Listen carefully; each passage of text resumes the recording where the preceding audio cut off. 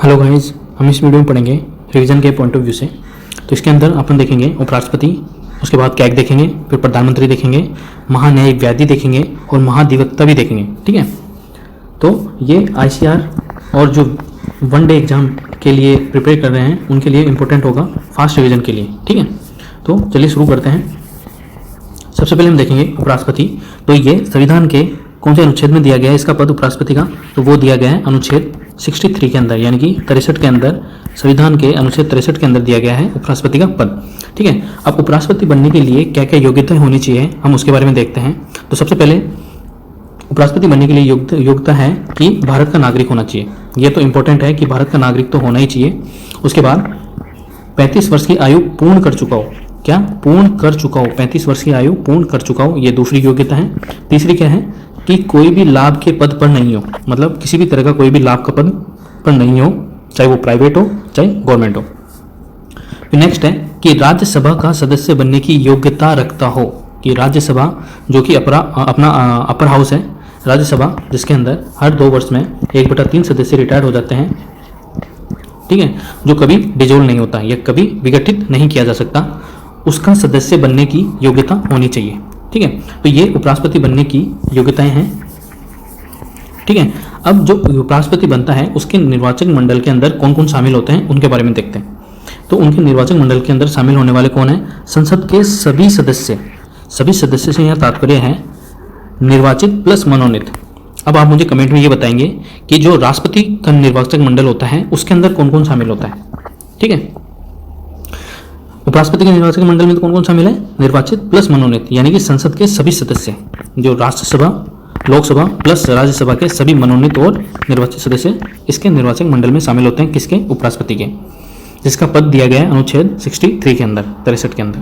ठीक है, अब उपराष्ट्रपति के निर्वाचन की विधि कौन से अनुच्छेद में दी गई है? तो वो अनुच्छेद 66 में दी गई है, यानी कि अनुच्छेद 66 के अंदर उपराष्ट्रपति के निर्वाचन की विधि दी गई है। वो क्या है?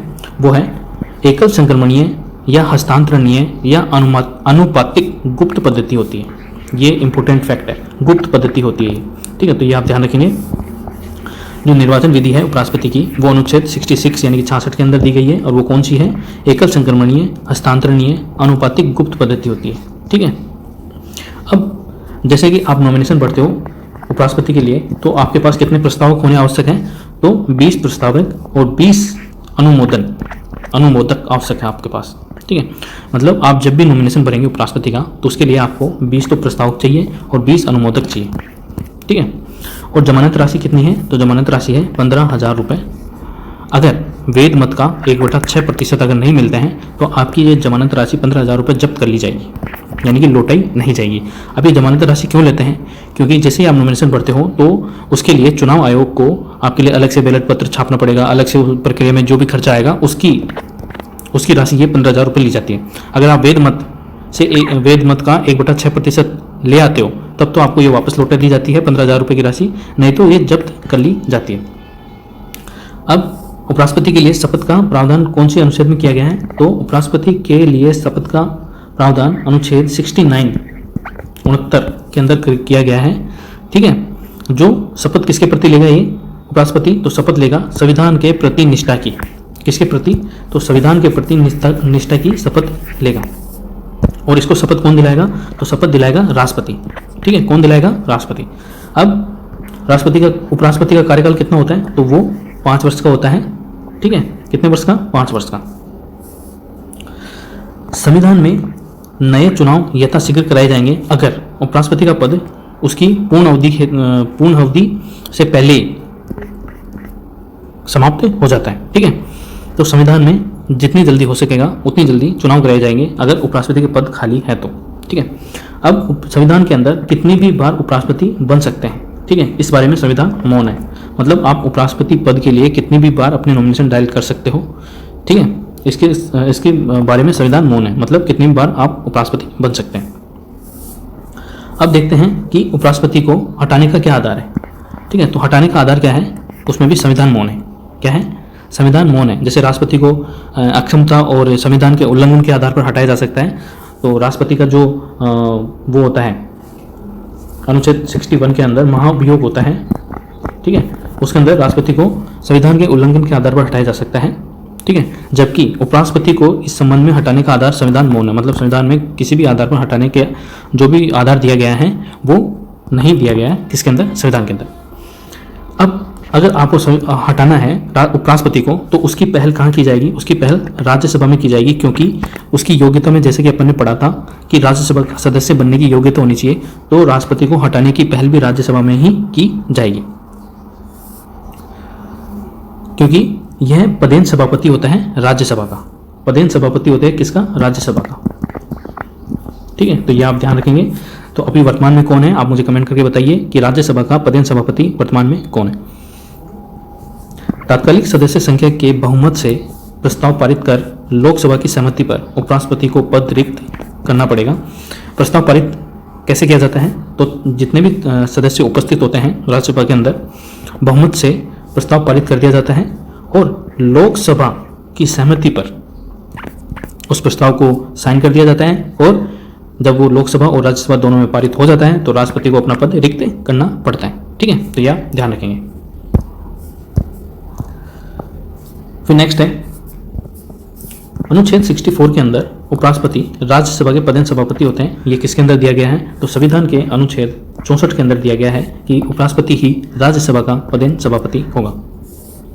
फिर अनुच्छेद 65 के अंदर दिया गया है कि उपराष्ट्रपति कार्यवाहक राष्ट्रपति का भी काम कर सकता है यदि राष्ट्रपति अपने पद पर ना हो या फिर उनकी मृत्यु हो जाती है या फिर उनका महाअभियोग हो जाता है, तब अनुच्छेद 65 के अंदर दिया गया है कि उपराष्ट्रपति कार्यवाहक राष्ट्रपति का अपना जो अधिनियम अपना जो काम है वो कर सकता है, ठीक है। उपराष्ट्रपति जब उपराष्ट्रपति कार्यवाहक राष्ट्रपति के रूप में कार्य करेगा तो उसको वही वेतन और भत्ते दिए जाएंगे जो राष्ट्रपति को दिए जाते हैं, ठीक है।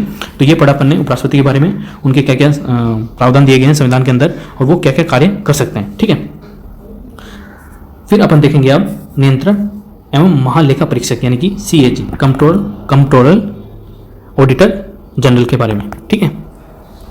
तो ये संविधान के कौन से अनुच्छेद में दिया गया है, तो संविधान के अनुच्छेद 148 के अंदर CAG का पद दिया गया है, पद का उल्लेख किया गया है, योग्यताओं का उल्लेख नहीं किया गया है, ठीक है। तो ये आप ध्यान रखेंगे कि संविधान के अंदर CAG यानी कि के योग्यताओं का उल्लेख नहीं किया गया है संविधान के अंदर, ठीक है। तो आप ध्यान रख सकते हैं। इस पद पर किसको नियुक्त किए जाते हैं, तो IAS अधिकारियों को नियुक्ति की जाती है और वो किसके द्वारा की जाती है, तो वो की जाती है राष्ट्रपति के द्वारा। किसकी सलाह पर, तो मंत्री परिषद की सलाह पर, ठीक है। तो यह ध्यान रखेंगे किसको नियुक्त किया जाता है, के पद पर IAS अधिकारियों को राष्ट्रपति करता है मंत्री परिषद की सलाह पर। तो शपथ कौन दिलवाता है फिर इनको, तो शपथ दिलवाता है राष्ट्रपति, जो कि संविधान में उल्लेख है इसका, राष्ट्रपति शपथ दिलवाएगा केक को। अनुसूची 3 के अंदर शपथ का प्रारूप दिया गया है, ठीक है। अनुसूची 3 के अंदर शपथ का प्रारूप दिया गया है और कार्यकाल इनका कितना होता है, तो 6 वर्ष और 65 वर्ष की आयु तक जो भी पहले हो तब तक इनका कार्यकाल होता है। तो CAG का कार्यकाल कितना होता है, तो CAG का कार्यकाल होता है 6 वर्ष और 65 वर्ष, जो भी पहले हो तब तक इसका कार्यकाल होता है। अनुच्छेद 124(4) के अंदर सुप्रीम कोर्ट के न्यायाधीश को हटाने की विधि अनुसार ही इनको हटाया जा सकता है। जैसे कि सुप्रीम कोर्ट के न्यायाधीश को हटाने की जो प्रक्रिया है उसी प्रक्रिया के अनुसार, उसी प्रक्रिया के आधार पर CAG को भी हटाया जा सकता है या उसी प्रक्रिया के अनुसार, ठीक है। वेतन, जो इनका वेतन है CAG का, वो संचित निधि पर भारित होता है और संचित निधि पर जो भारित होने वाले जितने भी वेतन होते हैं, जितने भी पदाधिकारियों के वेतन होते हैं, उन पर मतदान नहीं किया जा सकता, ठीक है। चर्चा की जा सकती है लेकिन मतदान नहीं किया जा सकता है, तो इसके बारे में भी आप ध्यान रखेंगे। अब इनके कार्य हैं, तो ये कब से कार्य कर रहे हैं, तो 1950 से 1976 तक, 1950 से 1976 तक यह अकाउंटिंग और ऑडिटिंग दोनों करता था। CAG 1950 से 1976 तक अकाउंटिंग और ऑडिटिंग दोनों करता था, ठीक है।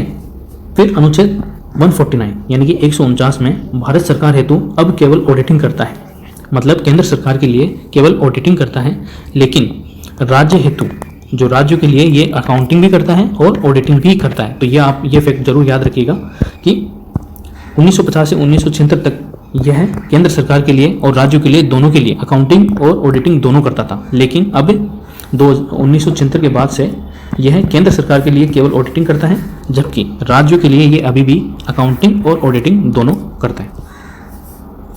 अनुच्छेद 150 के अंदर भारत सरकार हेतु लेखा का प्रारूप तैयार करने की सिफारिश पर राष्ट्रपति, यानी कि भारत सरकार हेतु लेखा का प्रारूप तैयार करता है किसकी सिफारिश पर? राष्ट्रपति की सिफारिश पर, ठीक है। और प्रारूप करने के बाद उसका निर्धारण कौन करता है? तो वो करता है राष्ट्रपति, ठीक है। तो आप ध्यान रखेंगे।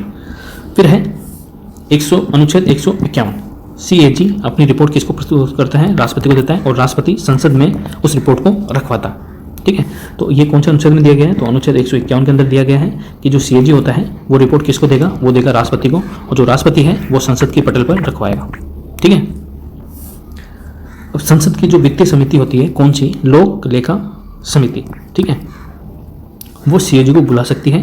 क्यों बुला सकती है? क्योंकि मार्गदर्शन हेतु, ठीक है।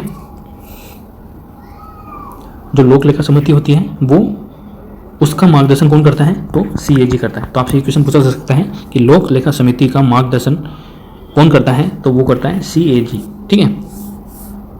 अब जो CGA है, ठीक है, वो केंद्र के लिए अकाउंटिंग करता है। जैसा कि मैंने अभी बताया 1950 से 76 तक CAG अकाउंटिंग और ऑडिटिंग दोनों करता था केंद्र के लिए, लेकिन 1976 के बाद से ये केवल ऑडिटिंग कर रहा है केंद्र सरकार के लिए, और अकाउंटिंग के लिए नई पद का सृजन किया गया है, वो है CGA, ठीक है, जो केंद्र सरकार के लिए अकाउंटिंग करता है, जबकि राज्यों के लिए अकाउंटिंग और ऑडिटिंग अभी भी CAG ही करता है, ठीक है। तो ये आप ध्यान रखेंगे। अब है नेक्स्ट है प्रधानमंत्री। तो प्रधानमंत्री का पद का उल्लेख ऐसे स्पेसिफिकली किसी में किया नहीं गया है, एक सेंटेंस के अंदर दिया गया है, वो भी अनुच्छेद के अंदर। कौन सा अनुच्छेद के अंदर? अनुच्छेद 74 के अंदर, जिसके अंदर एक सेंटेंस में क्या कहा गया है वो देखते हैं। अनुच्छेद 74 के अंदर कहा गया है कि राष्ट्रपति की सहायता हेतु एक मंत्रिपरिषद होगी और जिसका प्रमुख कौन होगा? प्रधानमंत्री होगा। मतलब जैसे कि मान लो उपराष्ट्रपति और राष्ट्रपति का पद का उल्लेख संविधान में डायरेक्टली किया गया है, वैसे प्रधानमंत्री का नहीं किया गया। प्रधानमंत्री का उल्लेख अनुच्छेद 74 के अंदर किया गया है, और वो भी किस रूप में देखते हैं? राष्ट्रपति की सहायता हेतु एक मंत्रिपरिषद होगी और उस मंत्रिपरिषद का प्रमुख कौन होगा? प्रधानमंत्री होगा, ठीक है। इस रूप में किया गया। मंत्रिपरिषद की सलाह पर राष्ट्रपति कार्य करेगा, लेकिन एक बार पुनः विचार हेतु लौटा सकता है। मतलब यह 42वें और 44वें संविधान संशोधन द्वारा पहले ऐसा नहीं था कि पहले राष्ट्रपति लौटा देता था, ठीक है, ये अपने पास रख लेता था किसी भी बिल या कोई भी सलाह को, ठीक है। लेकिन 42वें संविधान संशोधन 1976 और 44वें संविधान संशोधन 1978 के बाद संशोधन करके इसमें यह कर दिया गया कि एक बार राष्ट्रपति बिल को पुनर्विचार हेतु लौटा सकता है, लेकिन अगर उसको संसद वापस उसको राष्ट्रपति के पास भेजती है तो राष्ट्रपति को उस पर साइन करना बाध्यता है उसकी, ठीक है। तो ये आप ध्यान रखेंगे। फिर है अनुच्छेद 75 के अंदर राष्ट्रपति प्रधानमंत्री की नियुक्ति करेंगे, ठीक है। अनुच्छेद 75 के अंदर है कि राष्ट्रपति प्रधानमंत्री की नियुक्ति करेंगे। संसद का सदस्य होना जरूरी है मंत्री हेतु, ठीक है। मतलब अगर आपको मंत्री बनना है तो संसद का सदस्य होना जरूरी है। अगर आप संसद के सदस्य नहीं हैं तो 6 माह में संसद का सदस्य बनना होगा, ठीक है। तो ये आप ध्यान रखेंगे। फिर है अनुच्छेद 77 के अंदर कार्य आवंटन के नियम राष्ट्रपति तय करेगा, ठीक है। जैसे कि प्रधानमंत्री मंत्रियों को जो कार्य आवंटन करते हैं, ठीक है, उनके नियम कौन बनाएगा? तो वो है राष्ट्रपति बनाएगा। किसके अनुच्छेद में? कौन से अनुच्छेद में दिया गया? ये अनुच्छेद 77 के अंदर, ठीक है। तो ये भी आप ध्यान रखेंगे। अनुच्छेद 78 के अंदर प्रधानमंत्री के संवैधानिक कर्तव्यों का उल्लेख किया गया है, ठीक है। अब अनुच्छेद 78 के अंदर क्या किया गया है? अनुच्छेद 78 के अंदर प्रधानमंत्री के संवैधानिक कर्तव्यों का, संवैधानिक मतलब उसके संविधान में प्रधानमंत्री के क्या कर्तव्य हैं वो उल्लेख किया गया है कि प्रधानमंत्री कौन कौन सा कार्य करेगा। फिर है अनुच्छेद 352 में मंत्रिमंडल को परिभाषित किया गया है। जो भी मंत्रिमंडल होगा उसको परिभाषित किया गया है। प्रधानमंत्री सहित मंत्रिमंडल के मंत्री शामिल होते हैं इसके अंदर। किसमें? मंत्रिमंडल के अंदर, जो, ठीक है, लोकसभा की जो सदस्य संख्या है उसका 15% होगा, ठीक है। तो ये आप ध्यान रखेंगे। प्रधानमंत्री पद का उल्लेख किया गया है अनुच्छेद 352 के अंदर, ठीक है, जिसमें कहा गया है कि मंत्रिमंडल के अंदर प्रधानमंत्री सहित मंत्री शामिल होंगे। अब देखेंगे महान्यायवादी के बारे में, जो कि संविधान के अंदर अनुच्छेद 76 के अंदर दिया गया है, पद का उल्लेख किया गया है। अनुच्छेद 76 जो कि एक संवैधानिक पद है, ठीक है। महान्यायवादी की नियुक्ति कौन करता है? तो वो करते हैं राष्ट्रपति करते हैं, ठीक है। किसकी सलाह पर? तो मंत्री परिषद की सलाह पर, ठीक है। तो यह ध्यान रखेंगे। योग्यता क्या होगी महान्यायवादी की? तो योग्यता होगी सुप्रीम कोर्ट में न्यायाधीश बनने की योग्यता, ठीक है। एकमात्र और सादा सिंपल योग्यता है कि सर्वोच्च न्यायालय में न्यायाधीश बनने की योग्यता ही महान्यायाधीश बनने की योग्यता है। अब इनका कार्यकाल क्या होगा? तो इनका महान्यायवादी का कार्यकाल प्रसाद पर्यंत पर पद पर निर्भर करता है, जो संविधान में दिया गया है, ठीक है। संविधान में कार्यकाल के बारे में यह दिया गया है महान्यायवादी के बारे में कि वह प्रसाद पर्यंत पद पर बने रहेंगे। किसके प्रसाद पर्यंत? जो नियुक्ति करता है उसी के प्रसाद पर्यंत, यानी कि राष्ट्रपति के प्रसाद पर्यंत ये अपने पद पर बने रहेंगे। अब इनका कार्य क्या होगा? तो इनका कार्य होगा विधि संबंधी परामर्श देना, किसको? सरकार को, राष्ट्रपति को सलाह देना और न्यायालय में संघ सरकार के पक्ष के अंदर कोई भी मामला या केस लड़ना, ठीक है। तो ये महान्यायवादी के कार्य हैं। अनुच्छेद 88 के अंदर, अनुच्छेद 88 के अंदर संसद की बैठकों में भाग ले सकता है, संसद की बैठकों को संबोधित भी कर सकता है, समिति का सदस्य भी बन सकता है, लेकिन मत देने का अधिकार नहीं है। यानी कि संविधान के अनुच्छेद 88 के अंदर महान्यायाधीश के लिए दिया गया है कि वह संसद की बैठकों में भाग ले सकता है, संसद की बैठकों को संबोधित भी कर सकता है, समिति का सदस्य भी बन सकता है। जो समिति होती है, प्राक्कलन समिति होती है और स्टैंडिंग कमेटी होती है, लोक लेखा समिति होती है, इनका सदस्य भी बन सकता है, लेकिन मत देने का अधिकार नहीं होता है। वो क्यों नहीं होता है? क्योंकि यह लोकसभा और राज्यसभा का सदस्य नहीं होता है, ठीक है। फिर नेक्स्ट क्या है? पहले महान्यायवादी कौन थे? तो पहले महान्यायवादी थे MC शीतलवाड़, जो 13 वर्षों तक महान्यायवादी रहे। इनका कार्यकाल सबसे लंबा माना जाता है और अभी 15वें महान्यायवादी चल रहे हैं, ठीक है। तो आप मुझे कमेंट करके बताएंगे कि अपने 15वें महान्यायवादी कौन है, ठीक है। अब ये नेक्स्ट देखते हैं कि जो महान्यायवादी होते हैं वो लोक सेवक की परिभाषा में नहीं आते हैं, तो ये भी आप ध्यान रखेंगे। और यह निजी मामलों की पैरवी भी कर सकते हैं, लेकिन अनुमति से, ठीक है। मतलब यह सरकार का तो पक्ष रखेंगे ही, उसके अलावा ये अपने निजी मामलों की भी पैरवी कर सकते हैं, लेकिन वो अनुमति से, ठीक है। और ये लोक सेवक की परिभाषा में नहीं आते हैं, ठीक है। तो ये भी आप ध्यान रखेंगे। फिर नेक्स्ट है महाधिवक्ता। महान्यायवादी होता है केंद्र सरकार के लिए और महाधिवक्ता होता है राज्यों के लिए। जो संविधान के अनुच्छेद 165 के अंदर इस पद का उल्लेख किया गया है। किसके अंदर? संविधान के अनुच्छेद 165 के अंदर। इनकी नियुक्ति कौन करता है? तो राज्यपाल द्वारा नियुक्ति की जाती है मंत्रिपरिषद की सलाह पर, ठीक है। उच्च न्यायालय के न्यायाधीश बनने की योग्यता होती है। जैसे कि महान्यायवादी था तो वो केंद्र के लिए था, तो केंद्र के लिए सबसे बड़ा सुप्रीम कोर्ट होता है, तो सुप्रीम कोर्ट के अंदर योग्यता रखते हैं महान्यायवादी, तो ठीक है। और जो महाधिवक्ता होता है वो उच्च न्यायालय के न्यायाधीश बनने की योग्यता होनी चाहिए, तभी वो महान्यायवादी नियुक्त किया जा सकता है। कार्यकाल, जैसे कि महान्यायवादी का कार्यकाल राष्ट्रपति के प्रसाद पर्यंत था, वैसे ही यह महाधिवक्ता राज्यपाल के प्रसाद पर्यंत काम करेगा। राजस्थान के पहले महाधिवक्ता कौन थे? तो वो थे GC कासलीवाल, ठीक है। और अभी राजस्थान में 17वां महाधिवक्ता चल रहे हैं, ठीक है। और राजस्थान के अंदर महाधिवक्ता की शुरुआत कब से होती है? तो 1957 से पद की शुरुआत होती है, ठीक है। तो ये हमने देखा महाधिवक्ता, महान्यायवादी, ठीक है, और CAG प्रधानमंत्री, ठीक है, और उपराष्ट्रपति के बारे में। तो आप ये फास्ट रिवीजन कर सकते हो ये वीडियो को देखकर, ठीक है। तो आपको बहुत हेल्प मिलेगी। अगर आप चैनल पर नए हैं तो वेस्ट प्लस को सब्सक्राइब करें, ठीक है। और लिंक, और अगर PDF डाउनलोड करनी है आपको तो नीचे डिस्क्रिप्शन में टेलीग्राम लिंक मिल जाएगा आपको, तो वहाँ से आप PDF जाके डाउनलोड कर सकते हैं। आपको कमेंट में भी लिंक मिल जाएगा टेलीग्राम का, तो वहाँ से भी आप जाकर PDF डाउनलोड कर सकते हैं। वीडियो पूरा देखने के लिए धन्यवाद।